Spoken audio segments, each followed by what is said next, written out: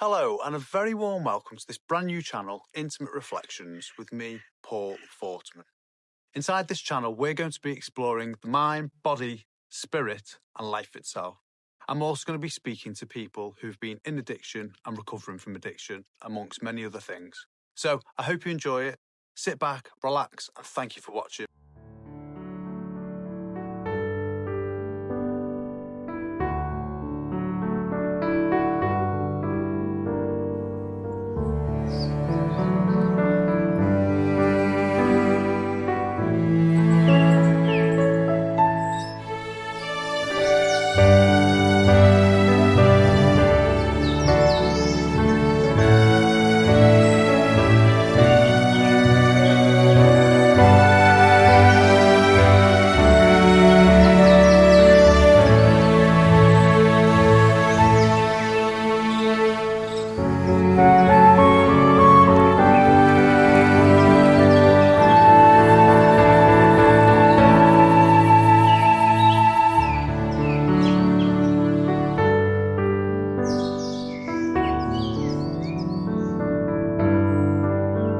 Okay, so firstly, I'd just like to say thank you for coming here today, Ben. You're welcome. And Ben actually came to me recently with an issue which he's been battling, which I've not been aware of.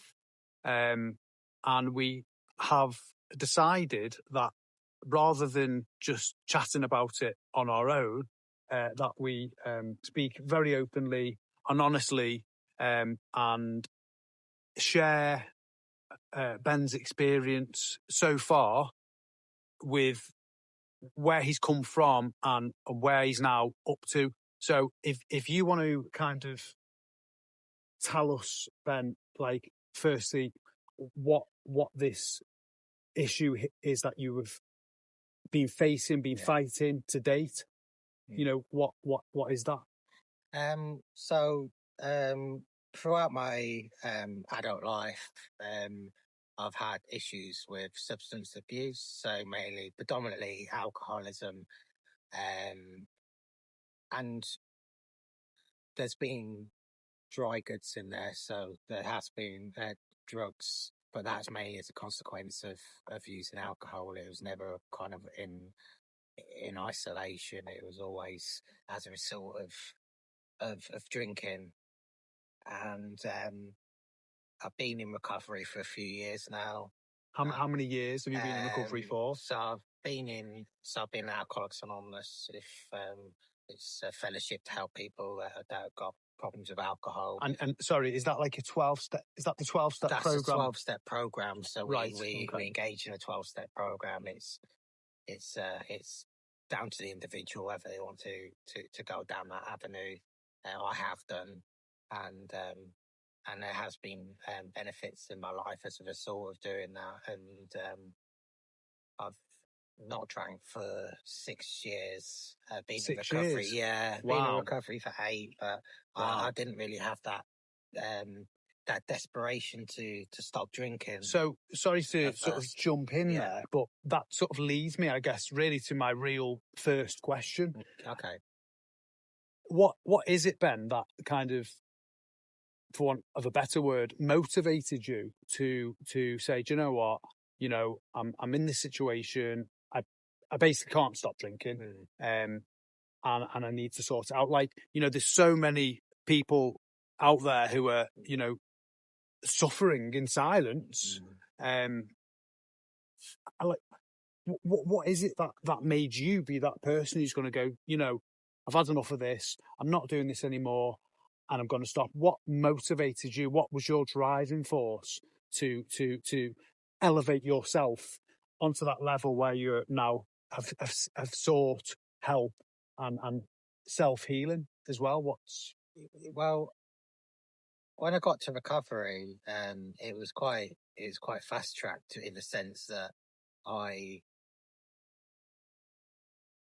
didn't really think about, you know, I didn't really make a conscious plan of I'm going to go to a meeting and put down the drink. It was just like I couldn't stop drinking. My life was falling apart. In what way was it falling apart? I lost my job. drinking on the job. Right. I lost my family in the sense that they stopped talking to me. I lost long-term friendships. Right. Friends that I'd gone to school with since teenage years, so I lost 20-year friendships with them. Right. And it was just everything was spiraling out of control. I knew my life and I knew my thinking was the problem, but I'd never really thought that the alcohol was the problem. I knew the alcohol was the solution to the way I was thinking. Yeah. So I knew as soon as I removed the alcohol, I was in deep trouble. Right. And I found that to be the case. That it's not the alcohol is just a symptom of a bigger issue fundamentally. Yeah.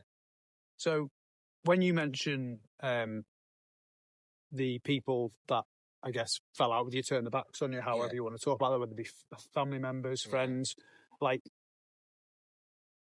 how do you feel about that? Like, do you feel resentful to those people? Do you empathise as much as, or sympathise as much as you can to think, well, you know, I understand that maybe I was a strain, I was an extra added weight. You know, everyone has their own issues in life, and I was an extra issue. And you know, as harsh as that may sound, but life is difficult anyway, isn't it?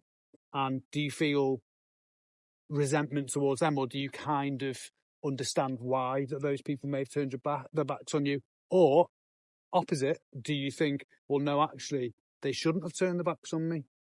Like, how do you feel? Where's your standpoint with that? At first, my standpoint was, how dare they do that? You know, I've been friends with you for years just because I've made this error. But what I noticed is I lost complete concept of time. So my friends were trying to help me for like a year or two, but I thought, oh, they just disowned me after a couple of issues with my drinking and my erratic behaviour. But there was a lot that they were doing in stages to try and help me, but I didn't have the willingness because I was still drinking, and alcohol was, to a certain extent, it was my best friend. It was keeping me alive because I couldn't cope being sober. I couldn't take the emotional pain, and the longer I've been in recovery, they say when you come into recovery, you've got like a skin of a grape, so you're just very, very thin-skinned. But the longer I've been in recovery and the changes that I've experienced and encountered inside, although I'm still very thin-skinned, it's a journey, it's a process. I'm very, very thin-skinned still, but I'm getting better. But I can now accept that they had to do that. Some of them, one of my friends has a family and got children, and they have to protect their children, and he's got a wife as well, and I can completely understand why they did what they did, and it's a shame. I've tried to make amends to them and other friends as well, and other people, and that's part of the 12-step program, step 9, to make amends to the people that you've harmed. Right. Okay. And it was during COVID actually, and my sponsor at the time, a sponsor is someone who takes you through the 12 steps, who's been through them themselves, and because I didn't have any forwarding details like phone numbers and that, because they blocked me. I couldn't contact them. I contacted them via letter, but I didn't hear back from them. So I've made my amends. I've gone as far as I can, and if I do see them and they're willing to speak to me, then I'm happy to do that. But it's their lives, and I've got to accept. You know, it's their acceptance. Acceptance, and it's their prerogative. Which you know, I assume that acceptance is something that later in our conversations we will talk more about. Because that's obviously going to be a playing factor in the healing process, isn't it? Acceptance. So if you was to kind of summarize, what would you tell people that was just your motivation to say, no, enough's enough? For me, my motivation was, I guess, knowing that I was harming family, knowing that I wasn't living the life that I wanted to live, knowing that I wasn't being present for my niece and nephew,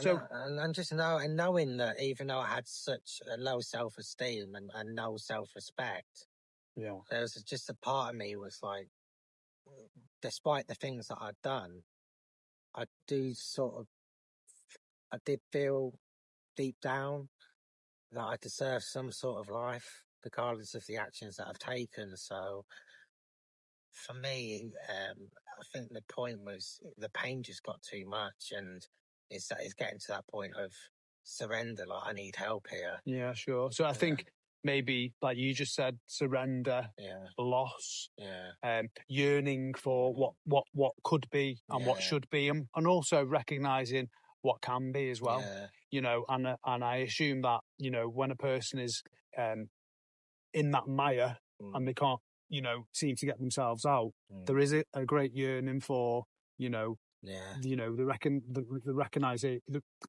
recognizing, you know, that there is so much more beyond, you know, where you're at in that current state of time. You know, there is, and they say that alcoholism is centered in the mind. They say it's a disease of perception, and yeah, the way I treated myself, the way I treated others, yeah, is a manifestation of how I was viewing the world. And the Yeah. way I was viewing the world is very much one of victim. yeah, I just, from a very early age, have rarely been able to manage my emotions. right, So I always felt the drink was always gonna be problematic. yeah, Even when I was sort of binge drinking in my teenage years, there's always like, oh, that's okay. If anything goes wrong, if there's a bereavement or if there's an event, then or breakup, I'll just turn to alcohol and until the yeah. pain dissipates, and then I'll just reduce my consumption. But what I was finding is the pain wasn't dissipating; it was increasing. Well, it's almost the old, oh, I'll do it tomorrow. Yeah, The diet starts tomorrow. yeah, It's you know, it's that vicious circle, isn't it? yeah, It's that cycle, it's that yeah. never-ending loop that you just can't get out of. I mean, you can get out of it, and you're proof of that. But you know, and that's what we're here today to tell people, that you know, you can get out of the loop. You can break cycles. You know, and you know, addiction comes in many different formats. You know, it rears its head in many ways, but you know, you're not, you know, ever completely helpless, Yeah, because there is help, use isn't there? so the 12-step process program is for people with many different addictions Yeah, that and it can be applied to alcohol, you know, different narcotic drugs, yeah, codependency, pornography, various addictions, and it is being applied, and it's been successful for millions of people. But they say you've got the willingness, open-mindedness, yeah. You did. and honesty to go through this journey. You do. If you've not got the if you've not got the willingness, then you're not going to start the journey. And if you're not being honest and open-minded, then you got to really open yourself up and be vulnerable and get everything out. Would you say that removal of the ego is one of the very first steps to take? The ego needs to be deflated. Yeah. That's a big problem with addicts. Yeah. Low self-esteem and a huge ego. Yeah. I never thought I had a huge ego because I'm introverted, but apparently I have, and then not longer around recovery. And the more I read the literature, I do have a big ego, and I think that's to compensate the low self-esteem. Would you say that fear and shame almost play a major role in these factors as well? The fear of change, the fear of acceptance, the fear of you know, going into a realm that you've either not been in for a very long time or never been in, because I assume that you would be effectively breaking yourself down and then rebuilding on a completely new foundation, a brand new foundation to rebuild and restructure. I mean, my bedrock was just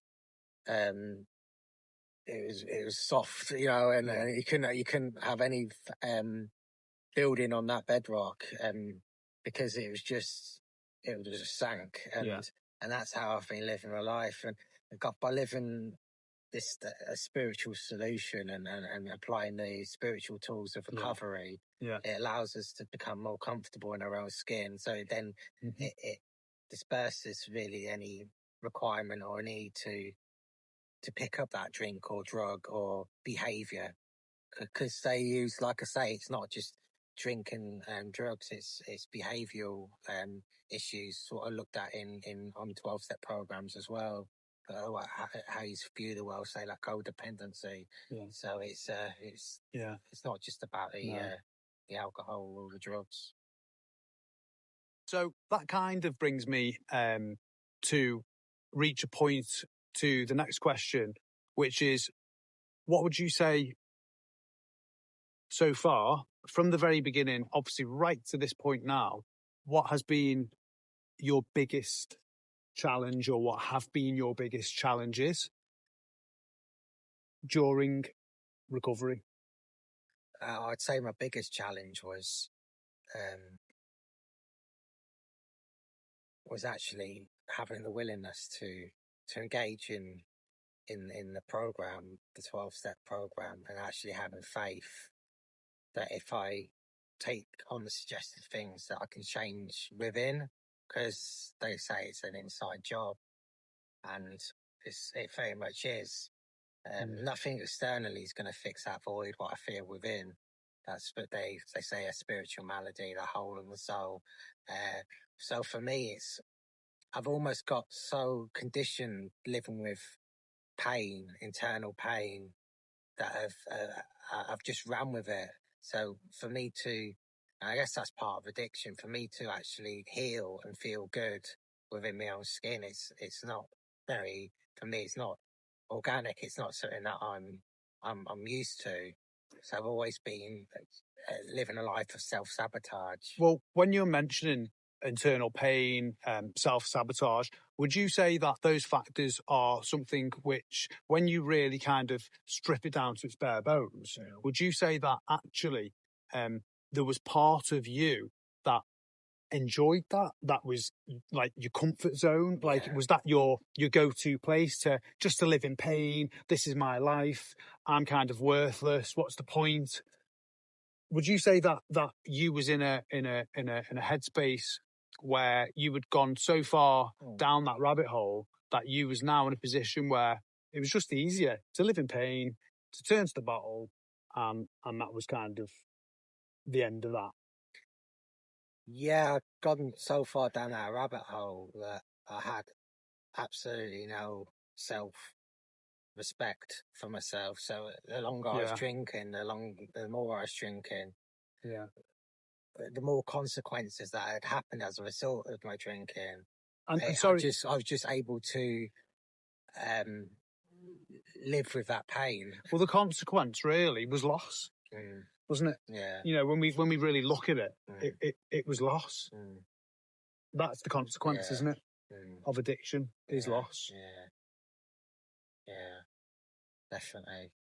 I think that, you know, the recognition to move forwards from that lowest part of probably what's been the lowest part of your life, and to elevate yourself, and then to the point where you can then get the help that's required, takes some kind of inner strength anyway, doesn't it? It does, because, for instance, you still got to get yourself to the meetings. That's what I mean. You still got to engage. You still have to open your mouth and say, "Look, I need help here." And did you feel embarrassed? Did you feel ashamed? Did you feel like, you know, how did you feel? Because I can imagine going into a situation like that for anybody, you know, because there are going to be people watching this thinking, I don't think I could do that. How can I do that? Like, what can you say to the people who are watching this? How can you drag them from sitting at home on that chair, you know, with a can or a bottle in the hand, or whatever their addiction is? It can be any addiction, as we've discussed. What is it? What's going to be that driving force? I mean, I appreciate that it is going to be slightly different for everybody, but like, what is that real motivation? What is that real driving force? Is it courage, or is it, you know, is it because you had to reach your rock bottom? Yeah, I say I don't know if I've reached my rock bottom, and I don't know if I'll ever know whether I reach my rock bottom, because I can go further down if I'm not careful. I lost a lot, but I can Yeah. lose a lot more. So whether I reached my rock bottom, but I got to a point where I knew that I needed help. I can't really, actually, bizarrely, I can't remember my first meeting. I can't remember making a conscious decision to go to my first meeting, but obviously it was my first meeting, because then I got to my second and my third, etc. But at that point, I was drinking around the clock, and my body was just, I was just in a lot of physical pain, and I just could not stop drinking, and I guess that pain got me to the point of staying. But many people don't stay. Right. People come and go. Would you say that people are, including yourself, prior to you self-helping and then seeking, you know, further help, would you say that yourself and other people are more likely to engage with excuses?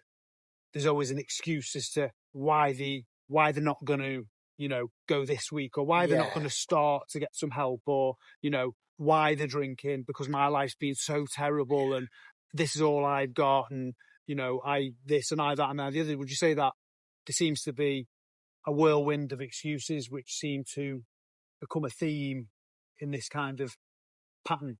Yeah, I wouldn't be downplaying other people's life experiences and things that happened, and people have been through horrific things. Yeah. And you can accept that, Yeah. and that's fine. But Yeah. I mean, fundamentally, non-addicts go through, or non-alcoholics go through life experiences, bereavements, and job losses, but they don't drink.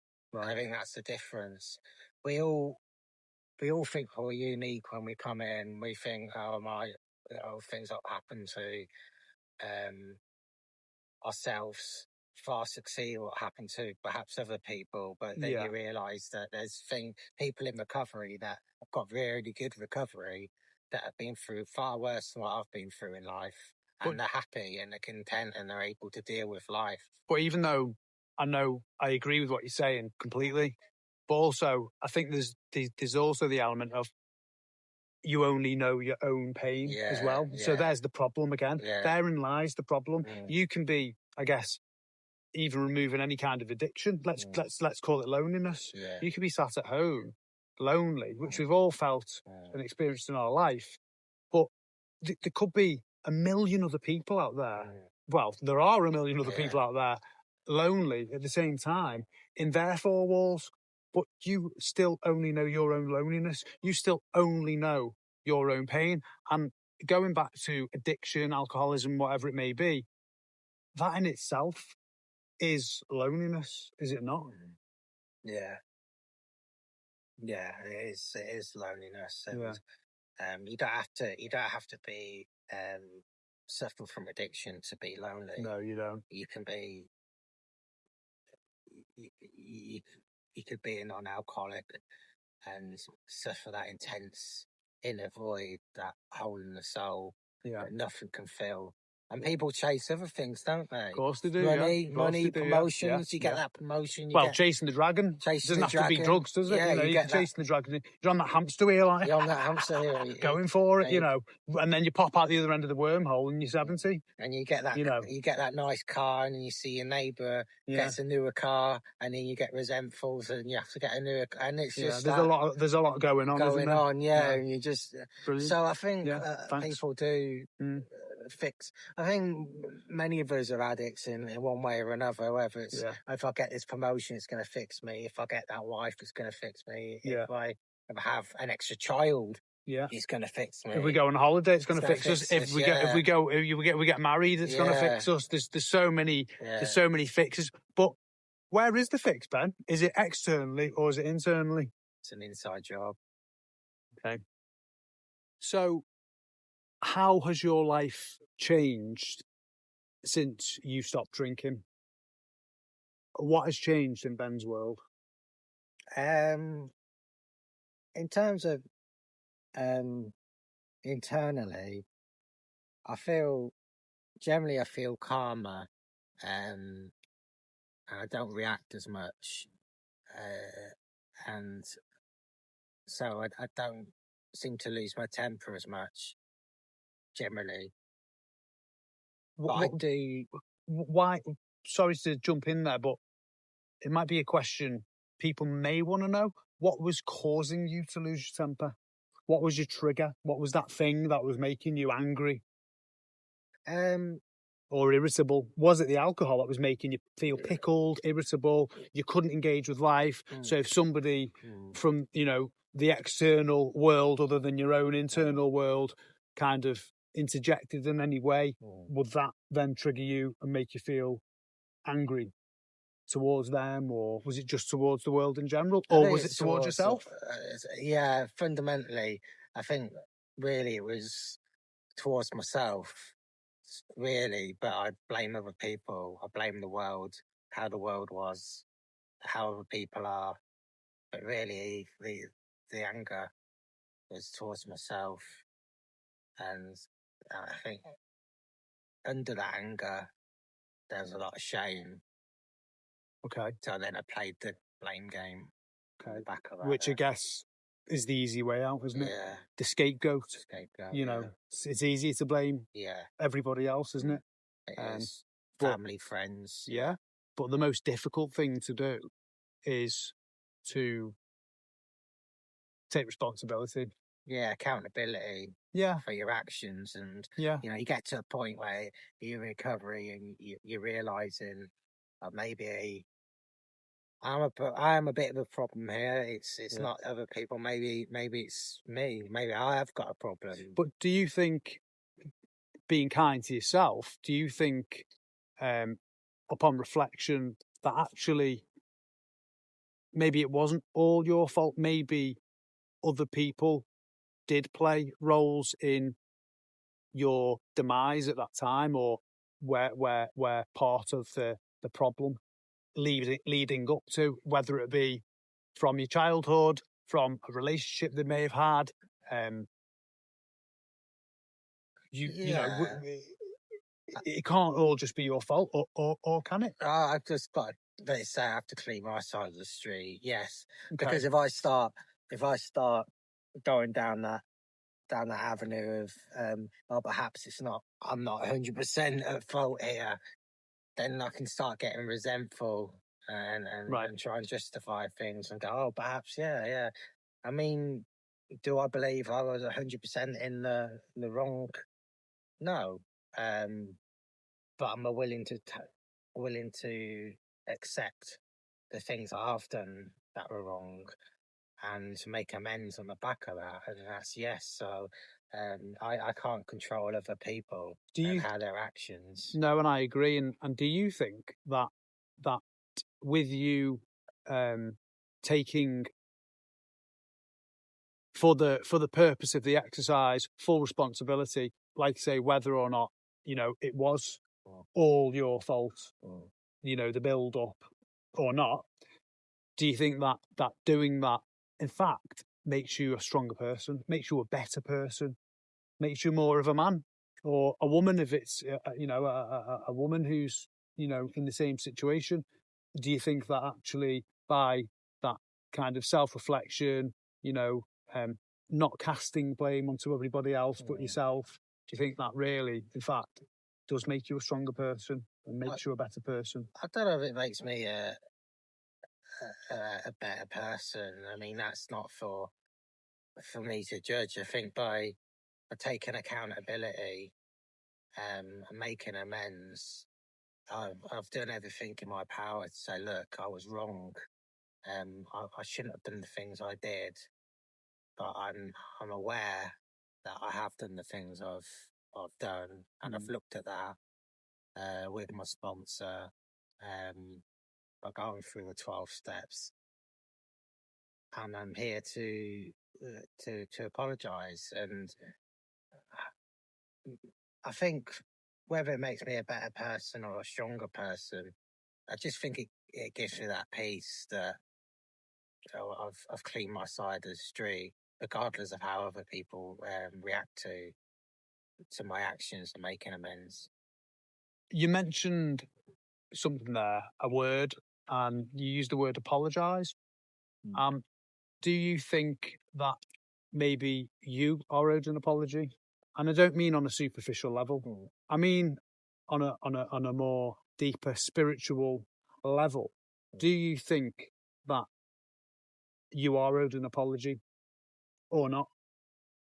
I'm not saying to seek an apology, because I don't believe seeking validation, apologies, or anything like that is ultimately going to be the key to the door. Yeah. You know, but what I do believe is that it would be very interesting to from your side to see what's your thought on that.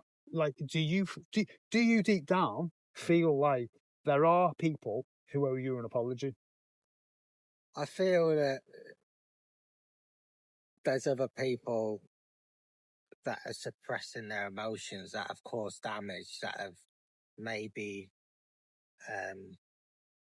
kind of nurtured me to act the way I've acted, and given me maybe not the skill set and the required kind of attitude to be able to navigate through life. So would you say that something was missing? Yeah. And what would you say that something was? One word. Compassion. Yeah. Yeah, I've always felt like I've been living life on the edge and never felt comfortable in my surroundings and growing up, and it's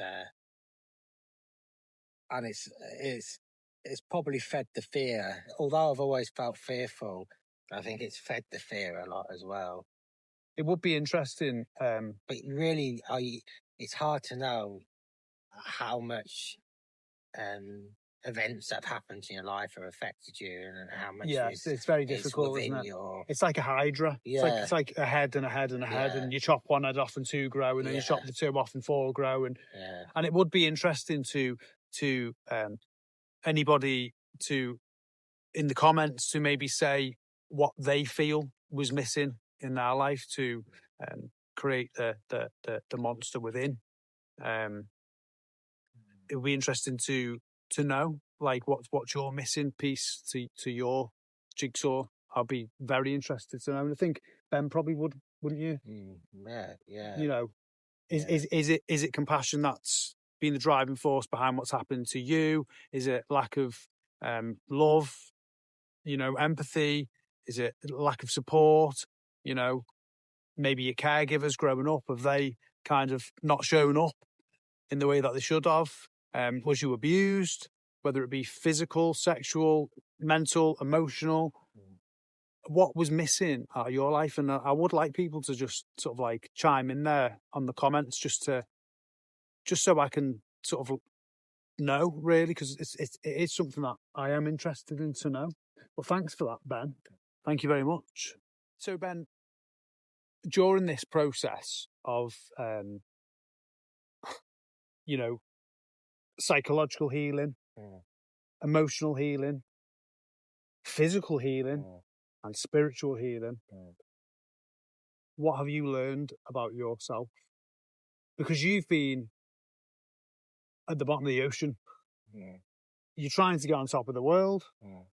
I don't think we ever really get there, do we? Let's be honest. I think, again, chasing the dragon. Yeah. But what have you learned during this process about yourself?